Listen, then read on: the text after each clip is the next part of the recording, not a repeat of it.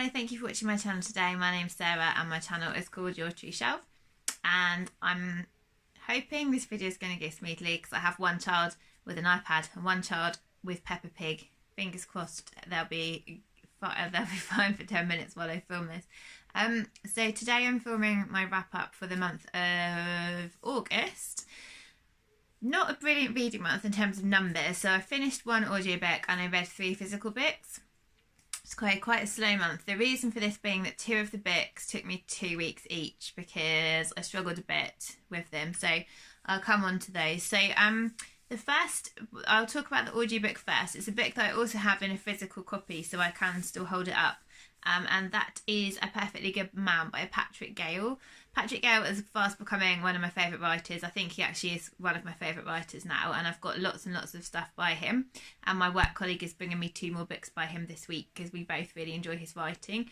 So he tends to focus on family relationships, and often his books have a setting of Cornwall, and there's usually some mention of the Quaker faith in them as well, just or religion in general, just as a kind of a discussion point really in the novel, rather than actually being they're in no way kind of preachy books at all. So this one is set in Cornwall, and it focuses on the main characters are a vicar called Barnaby, his wife called Dot, their children, and then a second family, the Barnes family, and also one horrible creepy guy called, what's his name, Modest Carlson, and how their lives all interact. And so it skips around in time, so it will start with one character at a certain age, then it will skip to when they're older, then it will go back to when they're younger, and it does that with all the characters. I think with an audiobook that was a little bit confusing at the beginning before I got to know the characters very well, because you can't just flick back, but if you were reading it in the book you could just sort of flick back and see, oh, how old were they the last time that I was with this character, because occasionally when they moved I wasn't sure whether they'd already moved or they were yet to move and that sort of thing. But I don't really feel I've said anything of what this is about. I'm just waffling. So basically the main character Barnaby, it starts with him visiting one of his parishioners called Lenny, and Lenny Barnes is in his early 20s. He's been paralysed in a rugby accident, and it starts with him calling Barnaby the vicar to see him, and then he commits suicide in front of Barnaby, and it kind of spills from there, and it talks about Barnaby's life from when he was a boy up until later in his life. It talks about the Barnes family, so Lenny and his girlfriend and his mum, and it also talks about, like I said, this other creepy, horrible guy who is sort of meddling in their lives and doing things he shouldn't be doing, which has consequences. So this book is absolutely fantastic. I couldn't stop listening to it. I gave it 5 stars, and I love the way Patrick Gale writes. I love the relationships he has between characters. You feel like your characters are friends. You get to know them really well. You think about them afterwards. You feel sorry for them. You get cross with them. They make you laugh. It's just really lovely. And I hope I've actually given some sort of vague clue of what it's about, because I feel like I've talked for about 3 minutes. I don't really know how much I've actually shared about the book, but all I can say is it's really, really good, and yeah, I really loved it. So that was that one. That was my biggest success of the month. I then went on to read, well, I'll tell you how it came about. So I watched a video from Eric Lonesome Reader, and he made a video about the Wainwright Prize, which is a nature writing prize, and I really like nature writing, and I have been more drawn to it over time. And I hadn't heard of the Wainwright Prize, but when I had a look at the shortlist, I thought, I'm not going to try and read it before the winner's announced, but I'm just going to work my way through the shortlist as and when over time, because I just really would enjoy that. And I went to our local library with the children, and I noticed there were 3 of the books on the shortlist were just right there. So I borrowed them all, and the first one that I read was Kate Humble's book called, I haven't got the copy now, I think it's called Thinking on My Feet. And it said it was a book about walking and nature, and how sort of both of them are really good for us in terms of lots of, you know, levels of well-being. So that sounds like right up my street. I was actually kind of disappointed by the book, which I'm really sad to say because I like Kate Humble. It wasn't a big book. It was about just under 300 pages and it took me 2 weeks to read. So it's basically focused over a year of her life. It starts from January and it runs all the way through to the December. And most days she writes in the kind of journal style about the walk that she's done. And sometimes that's around where she lives on the sort of English-Welsh border. And sometimes it's about when she's filming nature documentaries or she's filming on location somewhere all over the world, or sometimes it's when they're on holiday. And it was interesting to kind of read about her life, like what kind of things she does. She's from they seem to be quite a kind of well-to-do family, so they have lots of opportunities and things that not everybody would have, not everybody would be able to do. And she definitely loves nature, and there are some bits where it really describes it really nicely, but it was kind of boring. Because it's in diary form, what could have been a longer section in terms of describing the landscape and things more and a bit of the history of the landscape was quite short, because it was just that day, and then it will, you know, move on to somewhere else and then it will come back to that a bit later. And I don't know, I just felt like I was, sorry to say, because like I say, I do like Kate Humble as a presenter, I just felt I was disappointed with it, and I give it sort of 2.5 stars, that one. The next one I read was, I needed to have a break, something nice and easy and fun. So I read a book that my friend Hannah lent to me, which was When Hitler Stole Pink Rabbit by Judith Kerr. So I wanted to read this because sadly Judith Kerr died earlier this year, and we still really love her books in this house. That we love reading the Mog books, we love The Tiger That Came to Tea, and we've also seen the play adaptation of that. So as you know, I think she's left such a beautiful body of literary work after her, and I'd never read When Hitler Stole Pink Rabbit, and my friend Hannah lent it to me, like I say, and I really, really enjoyed it, which I knew I would. So it's aimed at probably middle grade age, so probably sort of 9-10 years old. And it's a semi-autobiographical about a family called Anna and Max, who are the children, and their parents. They're Jewish, they're living in Germany when Hitler gets elected. And it's about, oh, we've got an intruder. Hello, sweetheart. Hello. Hello. Pardon? Mummy's just making a video, yeah. So they're living in Germany, Hitler's just come into power, and one of the family members is kind of realising that actually they're not going to be safe in Germany anymore, and they need to try and get out before they're stopped, basically. And the dad is a writer for the newspapers, he's a journalist, and he is anti-fascist, and so he writes quite dangerous pieces because obviously you weren't allowed to speak out against the regime. So they basically have to do a midnight flit, is that what it's called? Moonlit flit, something like that. They have to sort of pack everything up and go, and they have quite a big house, quite a lot of belongings. They have a servant, and they have to just leave everything behind.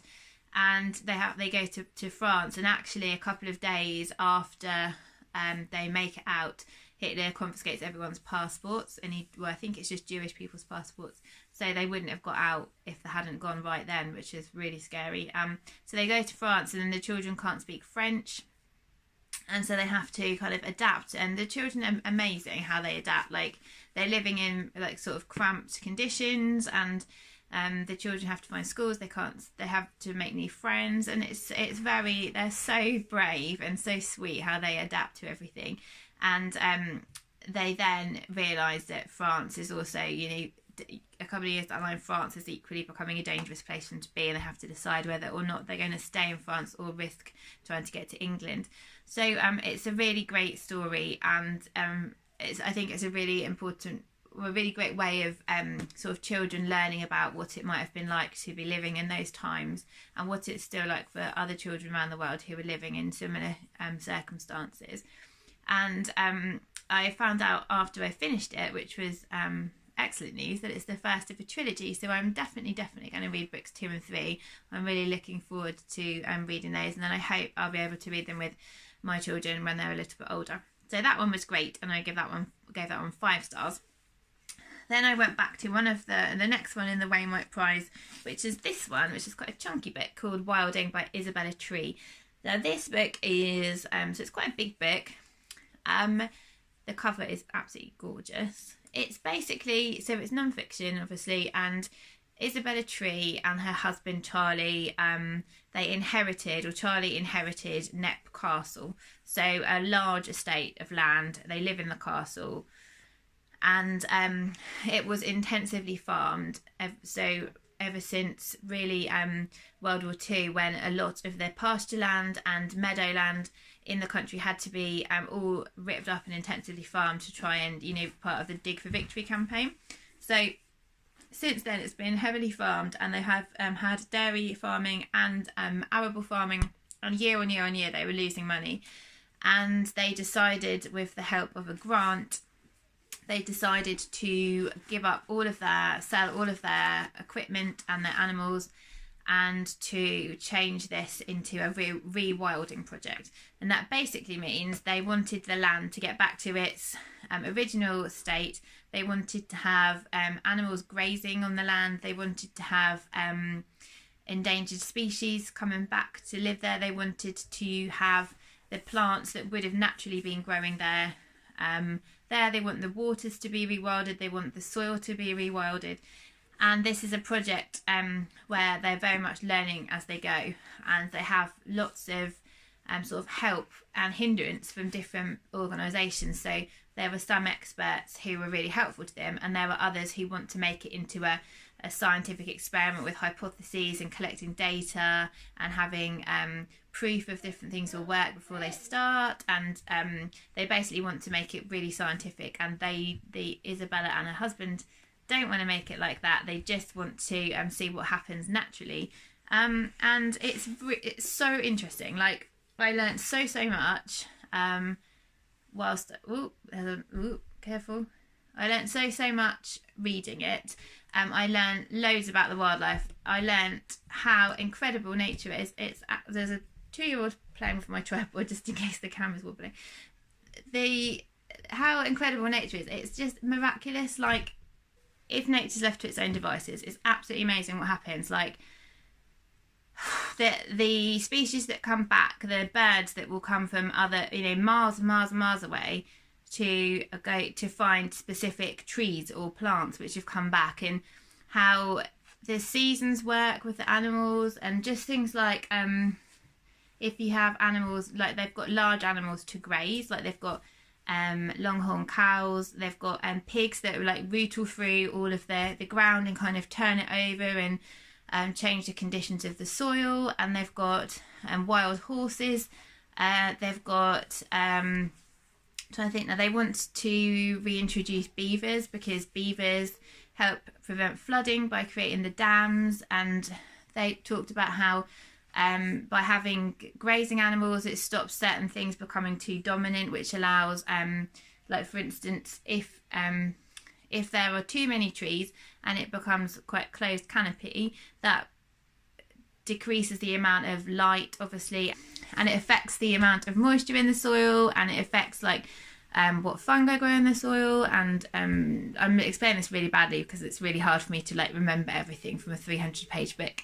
But if you have the animals there, because of how they graze and where they are and things, they prevent too much growth, and they prevent certain water sources getting lost, and lots of things, which is just amazing how they all work together.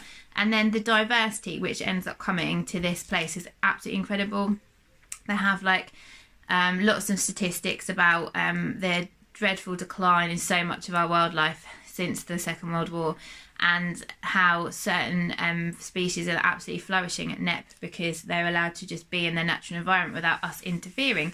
It talks a lot about how we ruin everything with fertilisers and pesticides, how we produce all this masses and masses of grain just so that we can feed animals, and how the animals should be actually being fed on pasture land, on grasses.